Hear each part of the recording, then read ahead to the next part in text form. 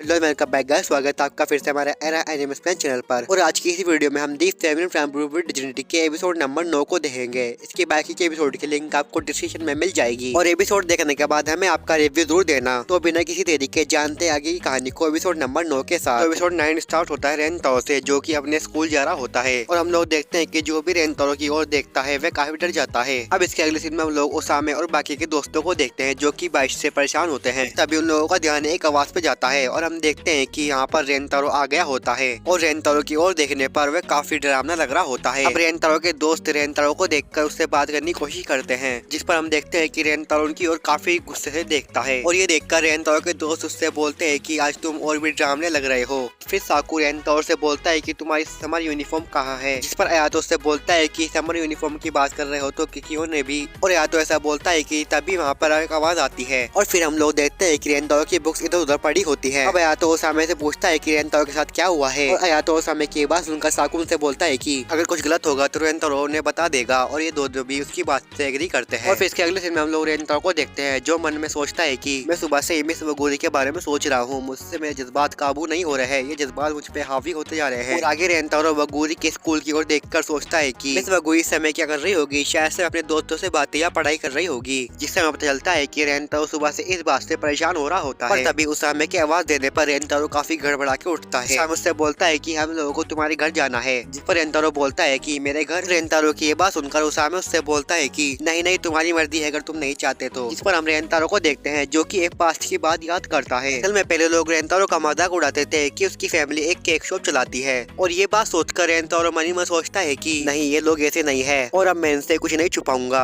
और फिर हम लोग ओसामे को देखते हैं जो कि रेनतारो को इतना सोचता देख उससे सॉरी बोलता है कि मेरे घर चलते हैं चलो। और तभी हम लोग देखते हैं कि रेनतारो उन्हें अपने घर आने को बोलता है और रेनतारो की ये बात सुनकर वे लोग काफी ज्यादा एक्साइटेड और खुश हो जाते हैं। अब इसके बाद के सीन में हम लोग देखते हैं कि रेनतारो के दोस्त इसके घर में आ गए होते हैं और वे रेनतारो की केक शॉप देखकर काफी ज्यादा खुश होते हैं और वे शौक होकर रेनतारो से बोलते हैं कि रेनतारो तुम्हारी फैमिली केक शॉप चलाती है, रेनतारो तुमने हमसे क्यों नहीं बताया, ये केक कितने टेस्टी लग रहे हैं। और फिर हम लोग रेनतारो को देखते हैं जो ये सुनकर सोचता है कि मैं जानता था ये लोग ऐसे नहीं है, फिर भी मैं इतना चिंता में क्यों था। और तभी वहाँ पर रेनतारो की मोम आ जाती है और वो भी रेनतारो के दोस्तों को देखकर काफी ज्यादा खुश थी और रेनतारो के दोस्त उनसे बातें करने लगते हैं और केक के बारे में पूछते हैं और रेनतारो तो बस उसकी मोम और उसके दोस्तों के बीच की बातें सुनते रह जाता है। अब रेनतारो की मोम रेनतारो से बोलती है कि वे अपने दोस्तों को अपने घर ले जाए जो कि इनके शॉप के ऊपर ही होता है। अब रेनतारो के वहाँ से जाने पर हम देखते हैं कि दुकान के वर्कर्स रेनतारो की मोम से पूछते हैं कि आज वे काफी खुश हैं, जिस पर रेनतारो की मोम ने बताती है कि आज रेनतारो के दोस्त आए हैं इसलिए मैं काफी खुश हूँ। जिस पर उनके वर्कर्स बोलते हैं कि ऐसा काफी कम होता है, जिस पर रेनतारो की मोम से बताती है कि ऐसा पहली बार ही हुआ है।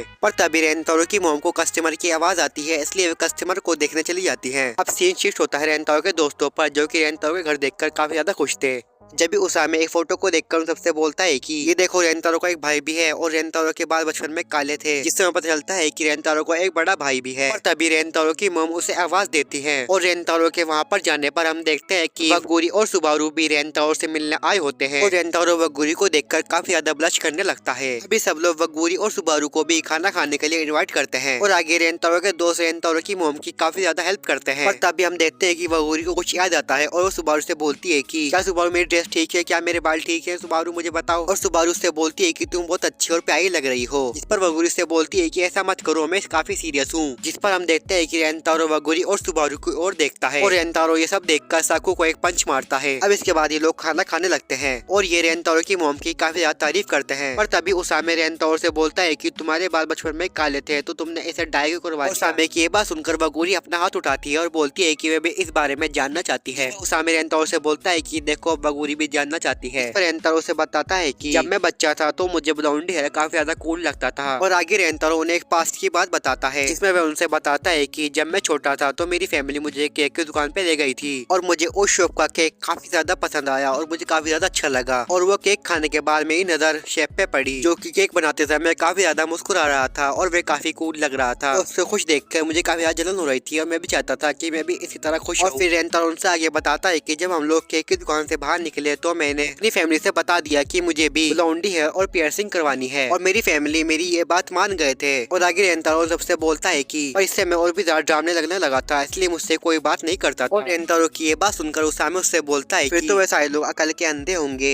क्योंकि अगर मैं तुमसे मिला होता तो मैं तुमसे दोस्ती जरूर करता। और उसामे की ये बात सुनकर रेंतारो काफी ज्यादा हैरान हो जाता है। तभी हम लोग वगुरी को देखते हैं जो कि रेंतारो के पास आकर उससे बोलती है कि रेंतारो कुन जैसा उसामे ने बोला मैं भी वैसा ही सोच रही हूँ, और तुम्हारे जैसे शख्स से दोस्ती करके मुझे काफी ज्यादा खुशी हुई है। और हम लोग देखते हैं कि रेंतारो की मोम चुपकर उन सब की ये बात सुन रही होती है। और फिर हम लोग रेंतारो की मोम का पास्ट देखते हैं जहाँ पर वे अपने कानों में पियर्सिंग करवा रही होती है, और उन्होंने रेंतारो के लिए अपने बाल भी ब्लाउंडी करवा लिए थे। अब हम लोग रेंतारो के डैड को देखते हैं जो रेंतारो की मोम से बोलते हैं कि तुमने ये सब रेंतारो के लिए करवाया है, और मैं जानता हूँ रेंतारो तुम्हें एक दिन जरूर समझेगा। और उनकी ये बात सुनकर रेंतारो की मोम ने एक पास्ट की बात बताती है, जिसमें वह बताती है कि रेंतारो ने उनसे बचपन में बोला था कि मोम मैं अब मेहनत करना छोड़ दूंगा, मैं हर चीज छोड़ दूंगा, दोस्त बनाना छोड़ दूंगा, ये सब मेरी गलती है। और आगे रेंतारो की मोम से बोलती है कि पर उस दिन रेंतारो ने काफी ज्यादा मजे करे थे, ऐसा लगता था जैसे कि वे अपने लिए कुछ करना चाहता है, और इसलिए मैं उस दिन काफी ज्यादा खुश थी, इसलिए मैं उसे ना नहीं बोल पाई। अपनी भाई की तुलना में रेंतारो को किसी चीज की जरूरत नहीं है। और हम लोग प्रेजेंट का सीन देते हैं जहाँ पर रेंतारो की मोम उनके लिए केक लाई होती है। समय केक देखकर काफी ज्यादा खुश हो जाता है। इसके बाद के सीन में हम लोग देखते हैं कि रेंतारो की मोम वहाँ से जाने लगती है, पर तभी उनके पीछे से एक आवाज आती है, और ये रेंतारो था जो उनसे बोलता है कि मोम आपका शुक्रिया। और रेंतारो के शुक्रिया बोलने पर हम रेंतारो की मोम को देखते हैं जो कि रेंतारो की ये बात सुनकर काफी ज्यादा शौक होती है। और आगे हम लोग देखते हैं कि रेंतारो की मोम की आंखों से आंसू आने लगते हैं, और ये एपिसोड यहीं पर खत्म हो जाता है। तो दोस्तों आपको एपिसोड कैसा लगा हमें कमेंट में जरूर बताना। मैं मिलता हूँ आपको नेक्स्ट वीडियो में, तब तक के लिए बाय एंड टेक केयर।